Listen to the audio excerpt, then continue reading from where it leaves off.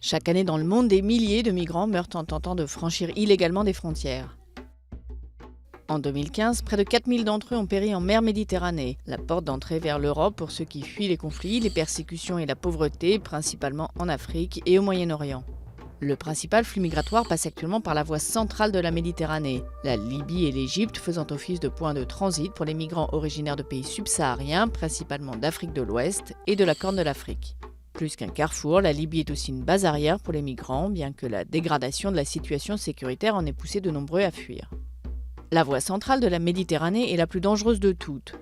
Elle emporte chaque année des centaines de vies, les migrants tentant de traverser la mer sur des bateaux de pêche surchargés ou des canots en caoutchouc affrétés par les trafiquants. En 2015 et début 2016, la crise migratoire a engendré un flux sans précédent de plus d'1 million de réfugiés et de migrants sur la route de la Méditerranée orientale, la majorité d'entre eux en provenance de Syrie.